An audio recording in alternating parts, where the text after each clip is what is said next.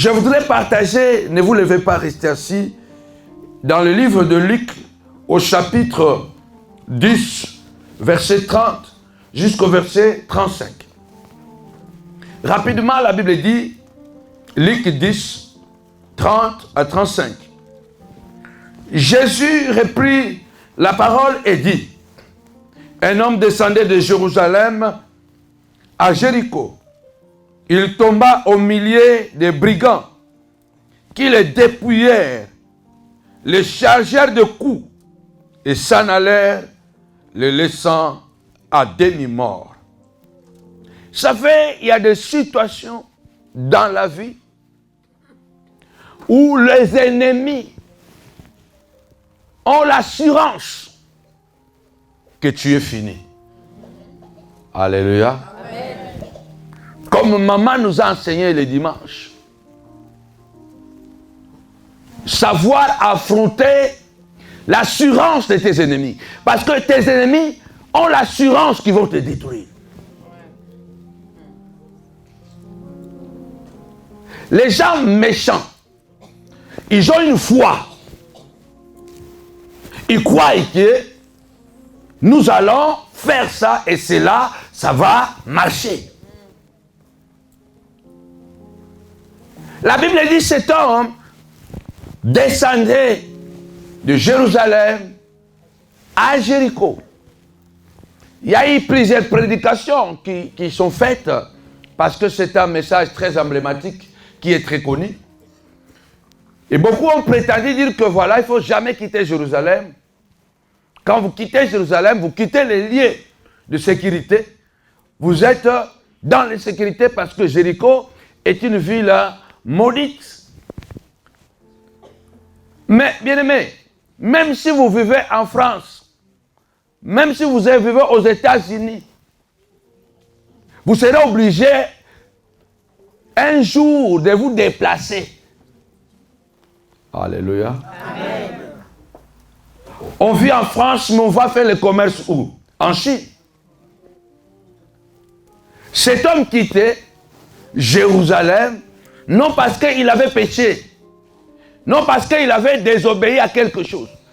Il se fait que comme un bon papa, il voulait aller faire son business. Du fait qu'il n'ait pas quitté Jérusalem mais vide. Il avait des biens avec lui. Il se fait qu'il était un commerçant. Il est sorti de Jérusalem pour un objectif. Combien n'avons-nous pas eu de difficultés, de problèmes?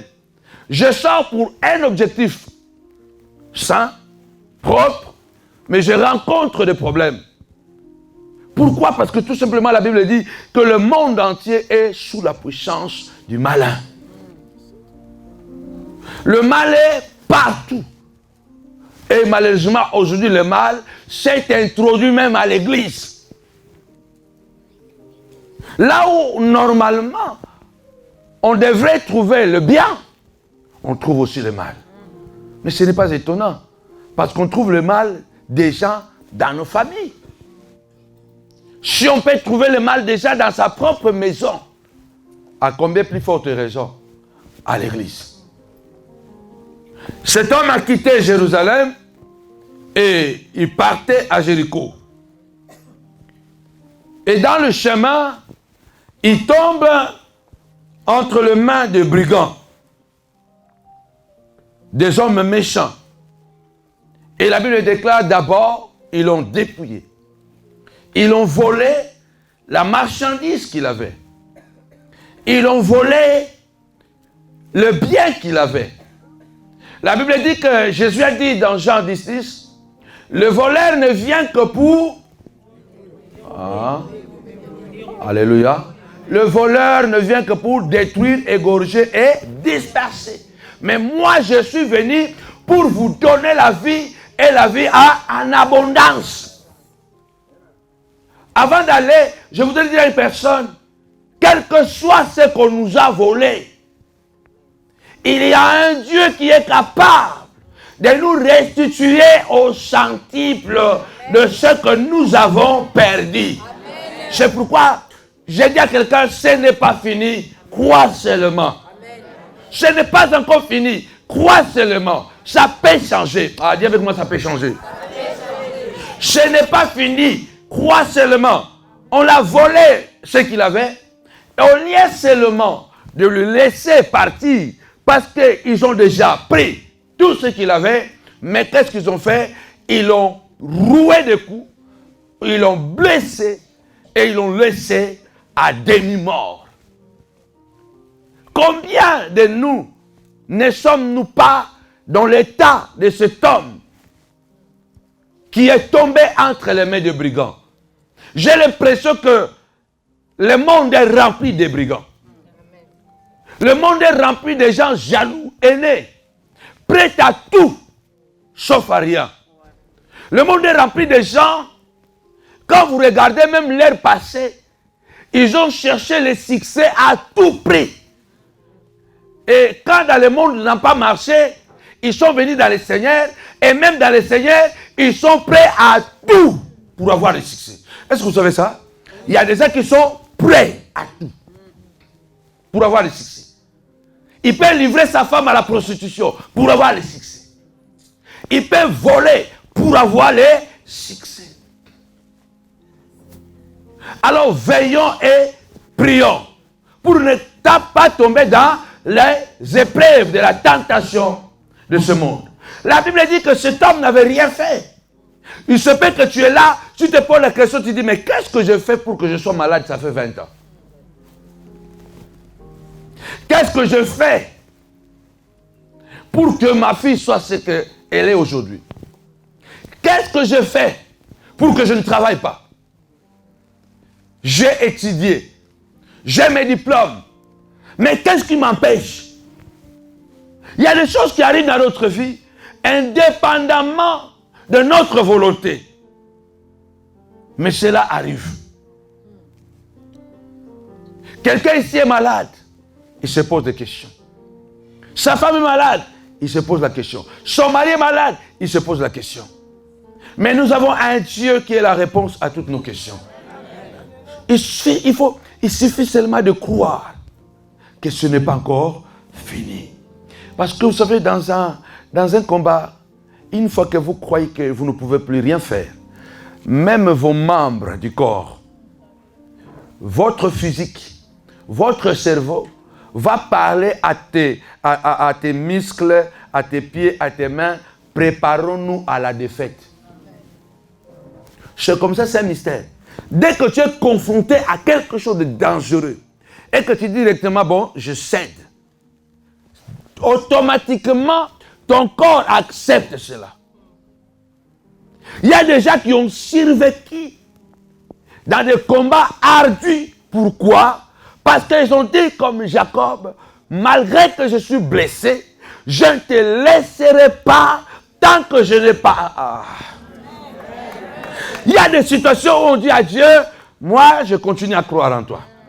Amen. Je ne vois rien du tout, mais je continue à croire en toi. Je dis à une personne ce soir, crois que Dieu n'a pas encore fini avec toi. Amen. C'est le sorcier qui veut te faire croire que ton Dieu t'a abandonné. Il a dit, je ne t'abandonnerai jamais. Je ne te délaisserai jamais. Je serai avec toi tous les jours de ta vie jusqu'à la fin du monde. Dieu n'abandonne pas. Amen. Cet homme est tombé dans le coma. Il a tout perdu. Comme quelques-uns parmi nous. Il se peut qu'on nous a dépouillés de tout. De notre identité. De notre personnalité. À travers les injures. À travers les humiliations. On nous a dépouillés de notre santé. On n'arrive même plus à faire ce qu'on avait envie de faire. Parce que le corps ne répond plus. Cet homme s'est retrouvé dans un état de coma. Presque mort. Et malheureusement, dans un environnement caché. Ça, à un moment, tu souffres, tu as l'impression que malgré que tu cries, personne ne t'écoute. D'ailleurs, les gens se moquent même. Tu as l'impression que non, comme si je suis seul dans ce monde. Parce que même le plus proche n'entend pas ta douleur. Je crois qu'il y a beaucoup. Nous passons par là. C'est comme cet homme. Il était souffrant. Il avait tout perdu. Mais il pouvait crier. Personne ne pouvait l'entendre. Parce qu'il était dans un environnement caché. Il était entre deux villes. Donc c'était la brousse. Tu es en ville, mais tu ressembles à quelqu'un qui est seul avec des arbres. Parce que les gens sont insensibles à ta souffrance. Personne n'arrive à comprendre à quel niveau tu pleures. Il y a même d'autres qui disent que tu blagues. Il se fait que tu fais un jeu. Mais toi, tu souffres réellement. Au-delà de ça, il était blessé. Mais tout ça n'a pas empêché Dieu de dire à cet homme, ce n'est pas fini. Ah. Nous allons prier ce soir. Amen. Je crois à la puissance de la prière. Dis à quelqu'un, ce n'est pas fini. Qui veut te dire que, hein, Papa Alpha, que c'est fini? Je dis souvent, il s'appelle Alpha. Eh, toi, tu t'appelles Alpha. Hein? Il s'appelle Alpha et Oméga. Donc, quand il commence, au milieu là, il peut laisser le frère B intervenir, le frère Y, la sœur S. Voilà, il faut des tapages au milieu. Mais lui dit, puisque j'ai commencé, je suis à la fin, je suis Z. Donc je vais terminer. Bien-aimé, je voudrais assurer à un enfant de Dieu ici, à moins que tu n'es pas enfant de Dieu, si tu es enfant de Dieu, peu importe la situation que tu passes, crois que celui qui a le dernier mot de ta vie, ce ne sont pas les hommes, ce n'est pas la maladie, ce n'est pas la solitude, mais c'est ton Dieu. Oh, je pensais que je parlais à quelqu'un. C'est Dieu qui a le dernier mot. Tu dois toujours croire que ce n'est pas fini, même si c'est la tante qui a enlevé les habits, qui a fait comme ça, c'est son problème. Elle est au milieu. D'ailleurs, elle n'a pas commencé, elle ne terminera pas. C'est un passager, c'est une passagère, c'est une rencontre fortuite. Mais celui qui est le maître de l'histoire, il a commencé, il va terminer. C'est pourquoi Paul arrive à dire, si nous vivons pour Dieu. Si nous mourons pour Dieu. Vous savez pourquoi? Parce que la vraie foi ne connaît pas d'échec. Amen. Aïe, aïe, aïe, aïe. La vraie foi ne connaît pas d'échec. La Bible déclare, par la foi, ils ont triomphé des royaumes. Par la foi, ils ont ressuscité des morts, mais par la foi, ils ont été tués. Caïn peut tuer Abel. Un païen peut tuer un enfant de Dieu. Un païen peut détruire un enfant de Dieu. Si cela est dans le plan de Dieu. Mais le problème est quoi? Le Caïn qui tue Abel, il deviendra vagabond. Amen. Toutes les personnes qui font du mal aux vrais enfants de Dieu, ils ne sont jamais en paix. Même quand vous le voyez dans de belles voitures, ils sont malades. Tu ne peux pas détruire la vie d'Abel et vivre en paix. Parce que le sang d'Abel criera toujours. Ah! Je voudrais rassurer un chrétien, un enfant de Dieu né de nouveau. Dieu a dit à Caïn, j'entends un bruit qui vient de la terre. Le bruit, il y a la voix du sang de ton frère qui est en train de crier. Bien-aimé, du fait que tu souffres à cause des gens, la douleur que tu as là, c'est une prière qui monte vers le ciel. Au aucun Caïn ne sera en paix.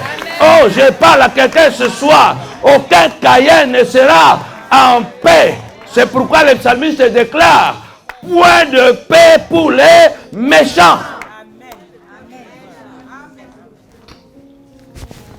Vous ne remarquez pas que beaucoup de gens sont agités.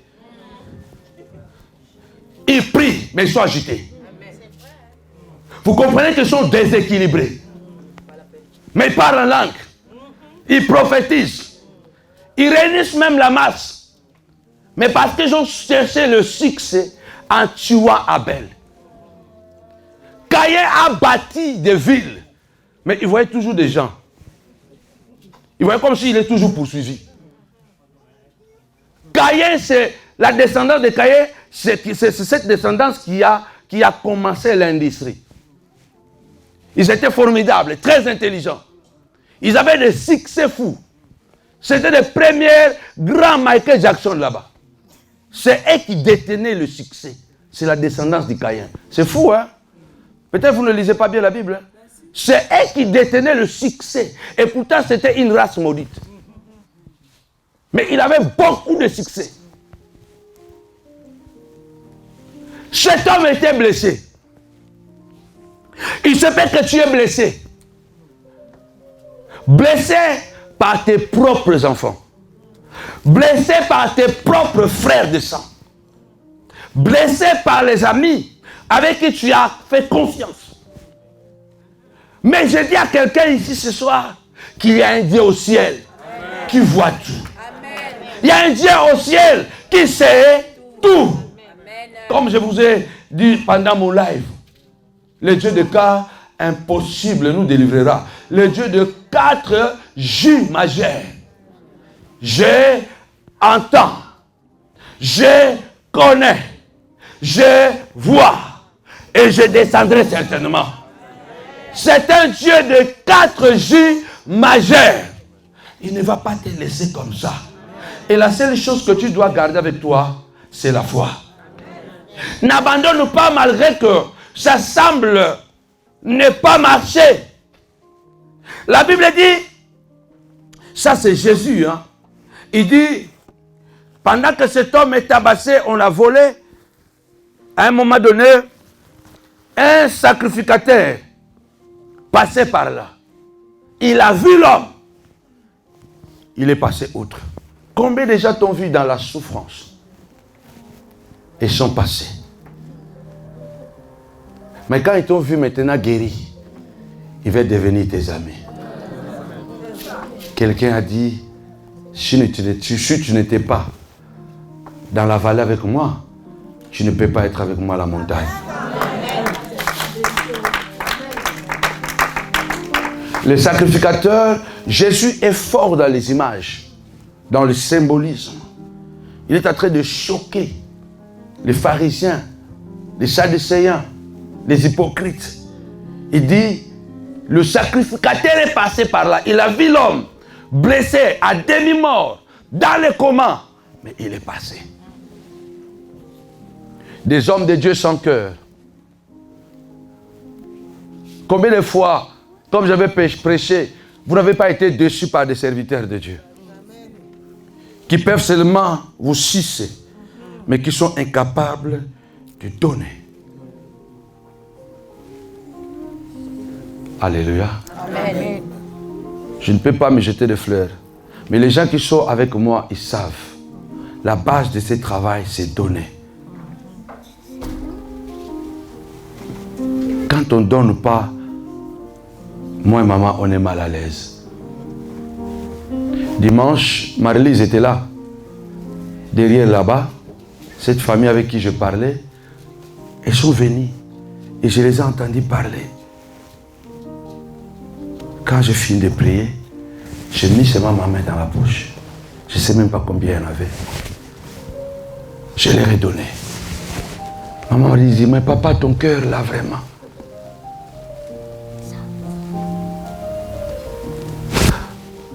Combien de gens t'ont vu dans le besoin sont passés à côté? En disant ça, je ne dis pas que ça devient que... L'habitude. Acclamez le Seigneur. Alléluia. Mais s'il y a un besoin, on intervient. Depuis qu'on est ici, on a payé, on ne peut pas le dire ici, pointer, mais on a payé des abonnements, on a payé des gens, mais dans les silences. Sans faire passer les gens ici. Voilà, on a acheté son abonnement. Non, je le fais en secret. Je veux le témoignage. Et vous connaissez ce qui? Non.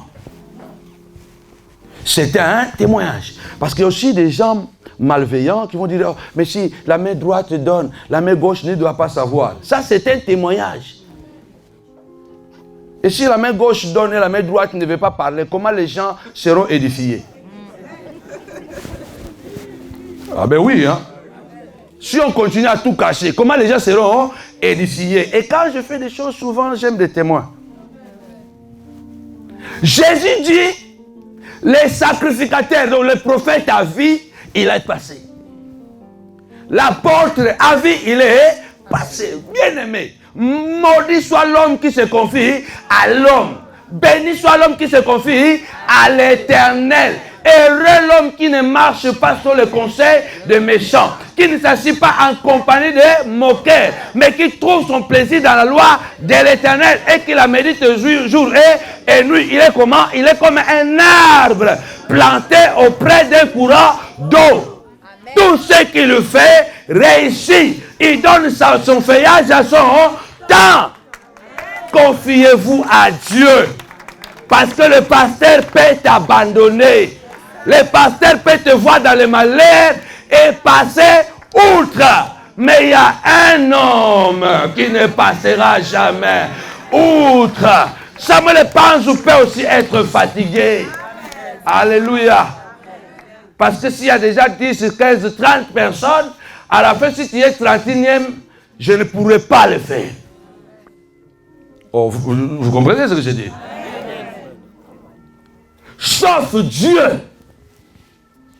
Et quand on tourne le regard vers lui, le cœur est rayonnant de joie. Bien aimé, si nous apprendrons à regarder à Dieu, je crois que nous marcherons toujours la tête haute. Même lorsqu'il y aura des défis dans nos vies, même lorsque nous allons échouer, en réalité, l'échec de la foi est une victoire.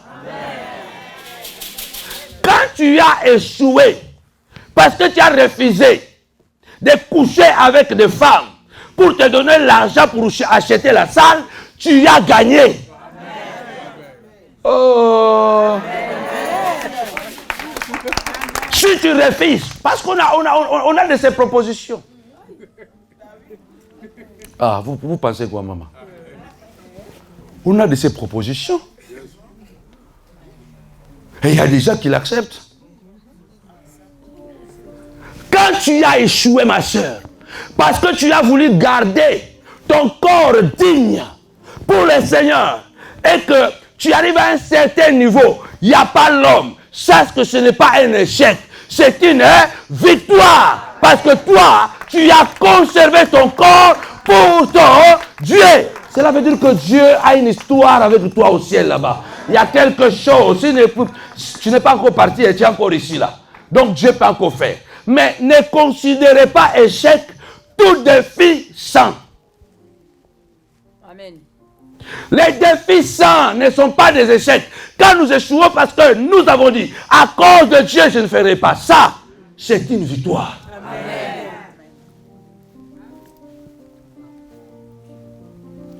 Le pasteur est passé outre. Les hommes peuvent passer outre.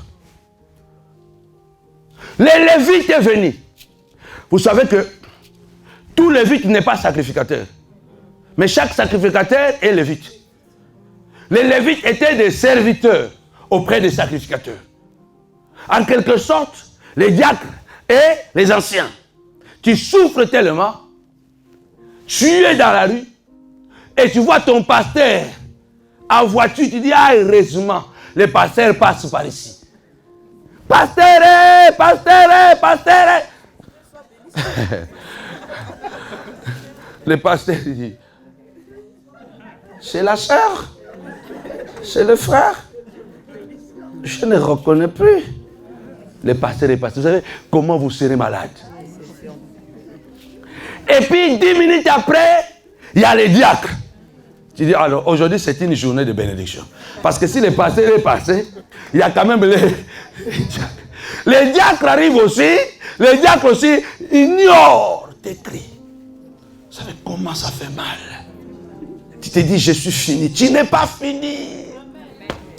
Tu n'es pas fini, ma soeur. Tu n'es pas fini tant que Dieu n'a pas dit c'est fini. Ma fille, mon fils, rentrons à la maison. Tant que le Père ne l'a pas dit, je ne suis pas fini. Je me battrai toujours comme un lion. Parce que je réveillerai toujours le lion qui dort. Avec moi, mon lion est toujours debout. Hey. Moi, là, à côté, l'agneau et devant le lion. Parce que j'ai compris qu'il faut que le lion soit devant. Moi, ma vie, là, c'est le lion qui est devant. Alléluia. Blessé, dépouillé de tout. Personne ne le côtoie. Tout le monde l'ignore. Même les pasteurs, même les anciens l'ont ignoré. Jésus va nous donner une leçon. Les ennemis de ta vie n'ont pas le droit de décider. Les ennemis de ta vie auront toujours tort. Cet homme était à l'agonie. Mais pourquoi le bon samaritain est passé par là?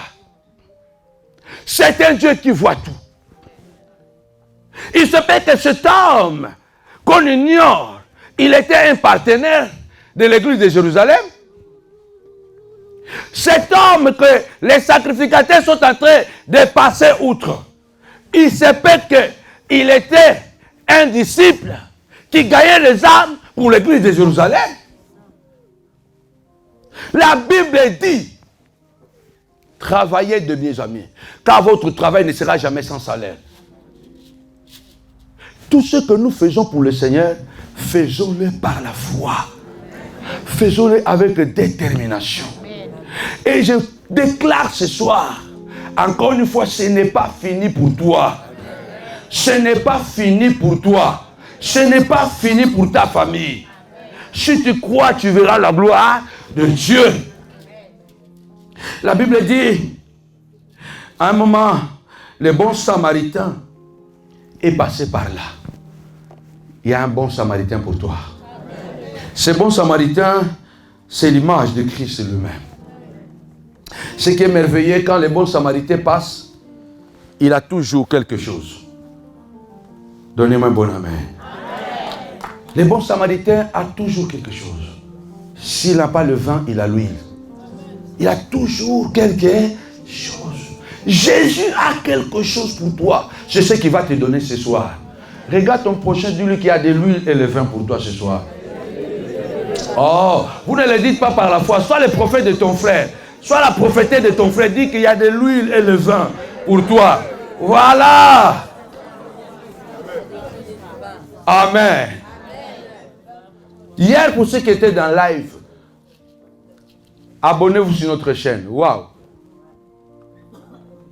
Une petite chaîne, mais qui dérange.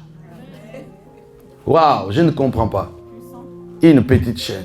Quand on est en live, il y a des fois où on arrive à 800 et quelques personnes. 1110. Vous comprenez que quand vous avez quelque chose, les voleurs ne peuvent pas les voler dans une maison où il n'y a rien. Sinon, ils seront encore en colère. Quand tu vois trop de démons contre toi, commence à être fier de toi.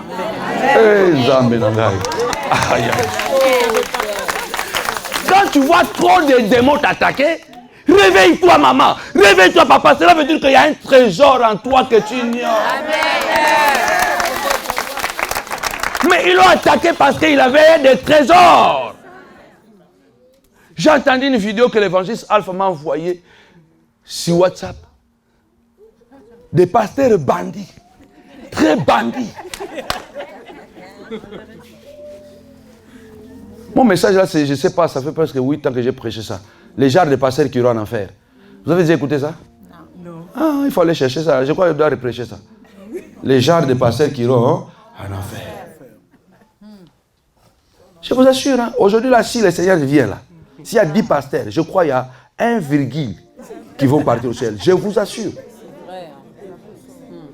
S'il y a 10 membres, il se peut que 2%, 3%. Parce que, vous savez, partout où Jésus parle du royaume, il parle tout de la porte étroite, du chemin étroit. Nous faisons beaucoup de bruit, mais le ciel est compliqué pour y aller. Parce que le chemin est toujours étroit. Mais imaginez-vous qu'on est ensemble, on se critique, coton des Argentines. Critiquer. Tu es avec ta soeur. Quand tu tournes comme ça, tu commences à pas. Vous n'irez pas au ciel.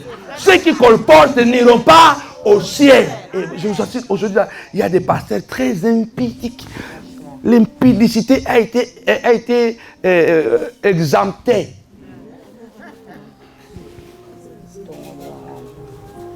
Est-ce que je parle à quelqu'un?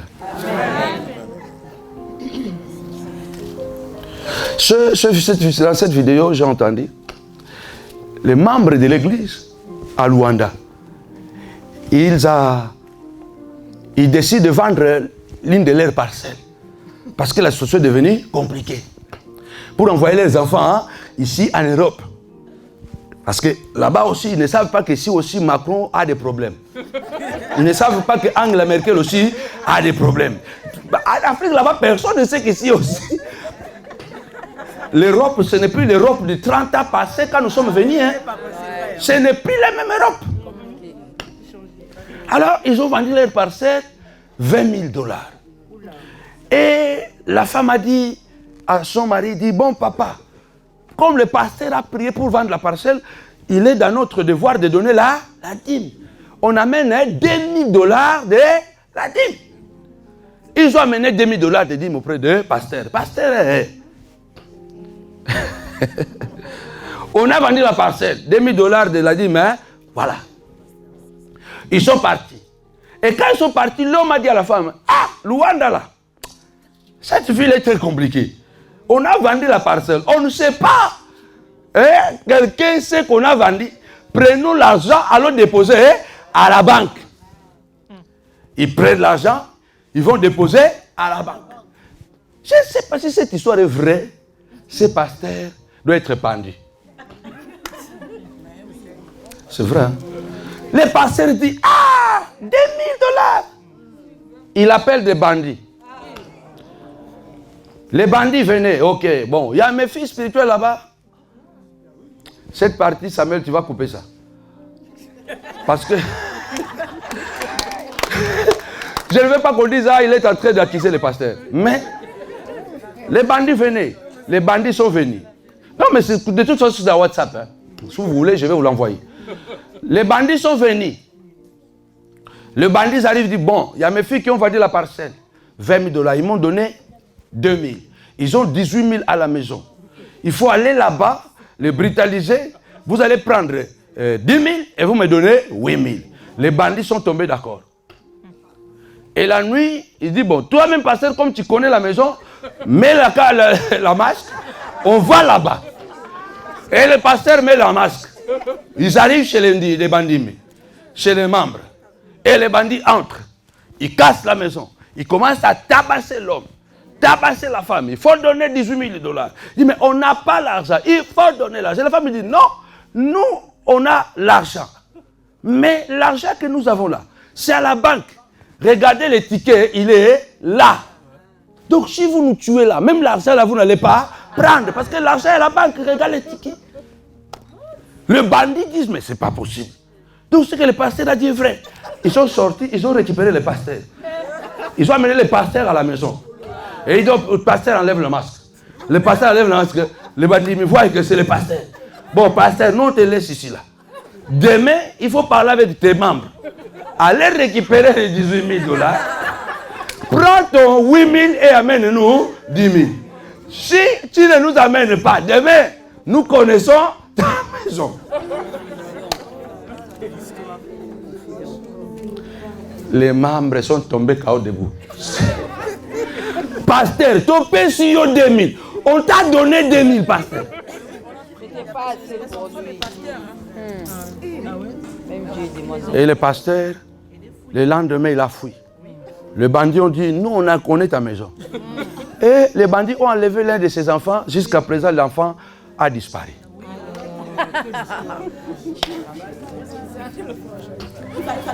C'est ça la preuve que beaucoup de gens sont dans la foi. Ils sont venus, comme l'un de mes beaux-frères dit, beau-frère, la Bible dit Dieu appelle. Mais ces gens-là, Dieu ne les a pas appelés. Ils sont venus eux-mêmes. Donc ils ont appris que Dieu est en train d'appeler. Et quand Dieu a appelé, Jeanne, wow, Jackie, Laure, Chantal, et l'autre n'a pas entendu, ça veut dire pourquoi pas moi? Allez, moi aussi j'ai entendu.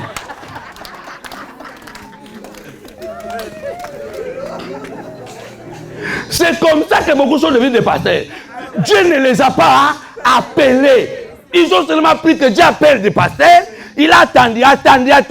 Il n'a pas été appelé. Il a dit non, moi-même aussi je m'appelle seulement. Et j'entre dedans. Ce sont ces genres de pasteurs qui font des trucs comme ça.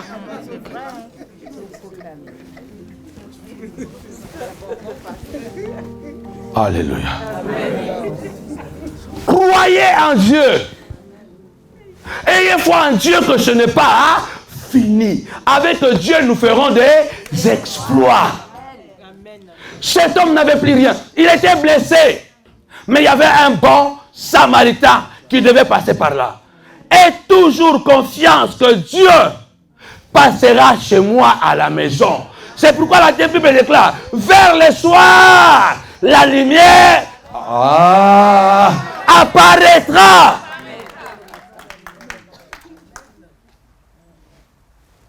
Je vous ai raconté hier, moi j'avais tout perdu par des gens. Et parce que vous êtes bien avec moi, hein, vous me dites toujours, ne parlez pas, ne parlez pas. Si je parle, ça sera l'effondrement. Hein. Je vous assure. Parce que les gens que vous avez aidés et qui m'ont tout détruit,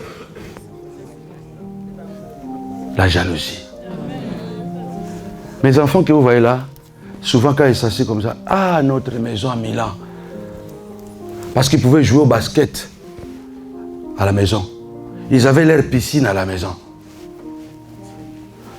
On n'avait aucune idée de nous déplacer à Paris. Dieu m'avait fait prospérer en Italie. Prospérer.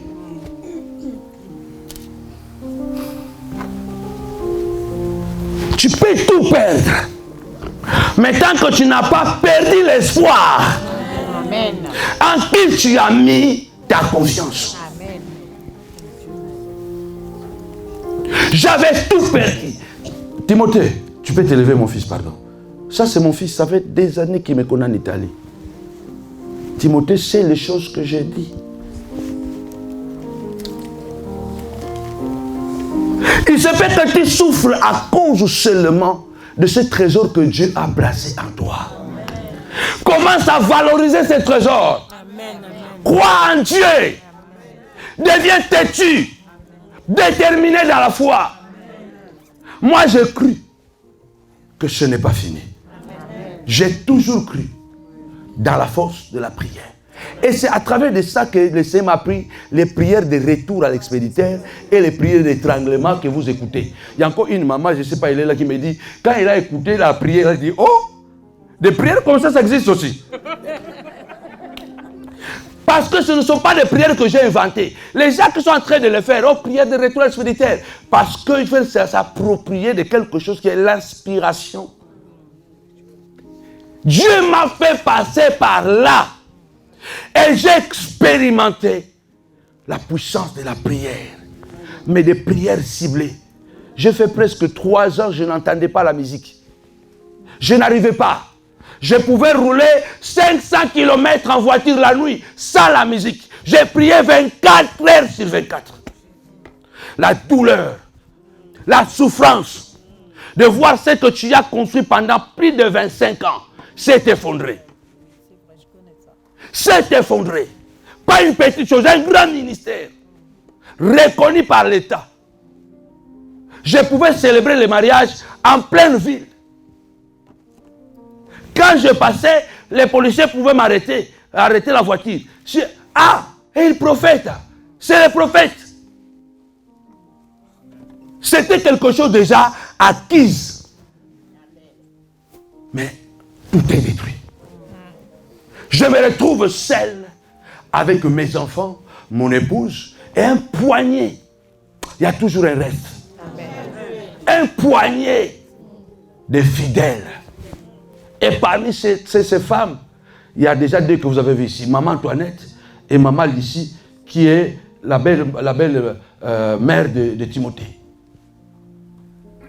La prière nous a fait récupérer ce qu'on a perdu. Amen. Alléluia. Amen. Oh, je crois à quelqu'un. Dieu peut utiliser vos ennemis pour vous amener à une dimension supérieure. Mais ça viendra avec des contractions. Ça viendra avec des douleurs. On a souffert. Mais quand papa Omer a écouté les prières de retour à l'expéditeur, à l'église, je faisais ces prières avec les 10 personnes qui m'étaient restées fidèles. Retour à l'expéditeur, étranglement. Et ce papa dit, mais ce genre de prière, il faut que le monde écoute. J'ai dit, mais on est en Italie, comment on va faire? Il dit, il y a un système de téléphone. Que Dieu bénisse ce papa Omer. Je l'ai écouté. C'est ce que je disais hier. Même quand vous êtes en souffrance, ne fermez pas les oreilles. Parce que les chrétiens, souvent, quand on souffre, on ne veut plus écouter. Même si les pasteurs, il y a de bons et de mauvais pasteurs. Il y a de bons pasteurs, même quand les pasteurs t'appellent pasteur, pardon. Pardon. Pardon. Le niveau où nous sommes, pardon, pasteur. Je n'écoute. Écoutez seulement, malgré la souffrance dans mon cœur. J'ai prié 24 heures sur 24. J'ai prié dans la toilette. J'ai prié dans la chambre. J'ai prié dans la cuisine. J'ai prié dans la voiture. J'ai prié au point qu'un jour, maman me dit, papa, s'il te plaît, on est là avec toi. Moi et les enfants aussi, on est là. Je dis, je sais que vous êtes là, mais je dois déranger Dieu à un niveau où Dieu doit me répondre. Je dois déranger Dieu parce que je n'ai couché avec aucune femme ici. Je n'ai pas volé l'argent. Je n'ai rien dévié de personne. Je ne mérite pas ça. C'était ma prière. Et Dieu, quand on a démarré la montagne de la prière, 6 personnes. 6 personnes. Une semaine après, on était 25. Ouais, ça a poussé. Après, c'était 50. Après 100. C'était comme un mystère. Pouf! Plus de 1500 personnes.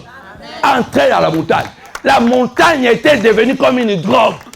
Les gens nous appelaient de partout, de l'Afrique, l'Amérique, l'Europe. J'ai dit à ma femme, ce n'était pas encore fini. Amen. Ah, dis à quelqu'un, ce n'est pas encore fini. Croyez qu'il y a un bon samaritain qui va passer, qui a l'huile et qui a le vin pour tes enfants. Qui a l'huile et qui a le vin pour ton business. Qui a l'huile et qui a le vin pour ta santé. Qui a l'huile et qui a le vin pour tes promesses. Jéhovah n'a pas encore dit son dernier mot. Continue à croire. On vient de passer 3 semaines. Ah, vous ne pouvez pas imaginer. Dans 5 minutes, je vais finir pour comprendre. On était ici, hein? On priait. On jeûnait. Vous voyez l'onction de Dieu. Vous voyez les délivrances. Jusqu'à la dernière minute, on était sous pression. Mais on savait déjà qu'il y a une situation sérieuse, que l'enfant doit passer à l'opération. Mais on est resté calme. Même les collaboratrices ne savaient pas. Regardez maintenant, les gens vous pressent pour détruire le ministère. Et de l'autre côté, il y a une situation d'opération de l'enfant que vous devez attendre. Au fait, l'opération était programmée le 30 octobre, le mercredi du début de la convention. À un moment donné, on avait accepté. Après, j'ai dit à maman, non, ça peut nous jouer un mauvais coup. C'est mieux de déplacer l'opération une semaine après. Vous avez vu les combats que nous avons affrontés. Le vendredi, le messie m'a raccroché au nez. Mais j'étais là. Et vous avez vu ce que Dieu a fait. Malgré les problèmes que vous traversez, continuez à croire que ce n'est pas... Est-ce qu'il y a quelqu'un ici ce soir qui croit que ce n'est pas encore fini? Malgré l'oppression, continuez à croire que ce n'est pas fini. Faites ce que vous devez faire. Et Dieu fera ce qu'il doit. Vous voyez que nous le vivons, ce que nous prêchons. Je vous donne les expressions. Je dis ce que je fais et je fais ce que j'ai dit. Vous comprenez l'oppression que nous avons vécue. Mais vous avez vécu une convention extraordinaire. Sous pression. Pas de petite pression. Le ministère est au point de se casser.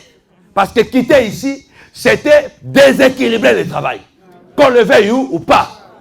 Et l'opération de ma princesse, la servante de Dieu. Vous pouvez imaginer le poids dans la famille. Mais vous avez vu qu'on était tous ici. Tout le monde était au courant. Et les frères, ils étaient au courant. Mais on a donné le maximum de nous-mêmes. On vous a donné des enseignements. On a sauté, on a dansé, en sachant que après-demain, c'est l'opération. Combien souvent, quand on est sous pression, on arrête de prier. On arrête d'être joyeux. On arrête d'être courtois. On arrête même d'être courtois parce que tu as des problèmes. Reste courtois. Reste déterminé. Aie confiance en Dieu que ce n'est pas fini. Quand je vis dimanche, l'arc-en-ciel était sorti. Les enfants m'ont rappelé. Papa, l'arc-en-ciel était sorti. La victoire de dimanche était le signe que l'opération va bien se passer. Parce que moi, je fais ce que je devais faire. Maman et les enfants ont fait ce qu'ils devaient faire. Vous avez vu, elle-même, en fait, était là à servir jusqu'à la fin. Quand on rentrait à la maison, elle venait dans mes bras. Papa, les jours s'approchent. Comment ça va se passer? Dans la famille, personne n'a jamais été opéré. Pourquoi moi? Mais quand elle revenait ici, vous la voyez modérée. Inculquez à vos enfants la foi en Dieu. Ils vont traverser le feu, ils ne seront pas consumés. Ils vont traverser des eaux, ils ne seront pas submergés. Parce qu'ils ont la foi qu'il y a un Dieu qui a le dernier mot. Et aujourd'hui, l'opération, on n'a pas dormi. Aujourd'hui, on n'a pas dormi. C'était au téléphone parce qu'ils ont dormi là-bas. Je les ai laissés là-bas. Ils ont dormi là-bas. Mon frère était au téléphone avec moi, je crois, combien d'heures. Il ne voulait pas laisser le téléphone. Et ce matin, avant qu'on le prenne, elle a encore appelé. Pendant 30 minutes. Papi, j'ai dit, maman, calme-toi. Oui, je sais, ça va bien se passer. Une famille unie. Soudée. Les frères n'ont pas dormi. Aujourd'hui même, ils sont allés à l'école en retard. Parce que tout le monde était sur le qui-vif. L'opération devait se faire 2 heures, comme le chirurgien m'avait dit. Depuis 7h30 qu'ils ont pris l'enfant. 10 heures, rien. 12 heures, rien. J'ai appelé, je crois, même 100 fois. À maman. Voilà, ils sont montés, rien. Ils sont montés, rien. À 12 heures, oh non, il n'est pas encore réveillé. Elle n'est pas réveillée, non, c'est pas possible. À 13 heures, elle n'est pas réveillée. À 14 heures, elle n'est pas réveillée. À 15 heures, elle n'est pas réveillée aux enfants. Partons là-bas. C'est vrai. J'ai dit aux enfants, partons là-bas. Mettons tout dans la voiture. Si on va arriver à arrêter à l'église, Dieu sait que moi j'ai déjà fait ce que je devais faire à la convention. Parce que j'ai prolongé l'intervention. Donc partout là-bas, on est entré dans la voiture. Nous quatre, on a commencé à prier. Seigneur, réveille l'enfant. Chacun disait, réveille mon fête. Elle doit se réveiller. On est arrivé. Quand on descend, on garde la voiture, on monte. Mes 2 soldats m'ont accompagné. On tape comme ça chez l'infirmier. Oh, je suis le papa. Qu'est-ce qu'il y a? L'enfant, elle ne se réveille pas, c'est quoi? Oh, la famille ici s'inquiète. Qu'est-ce que... Non, elle vient de se réveiller. Amen. Oh. Donc, mon fils s'est réveillé quand nous, 4, nous sommes là, arrivés à l'hôpital en priant. Elle s'est réveillée. On l'a fait monter. Et quand elle nous a vus, elle a commencé à pleurer.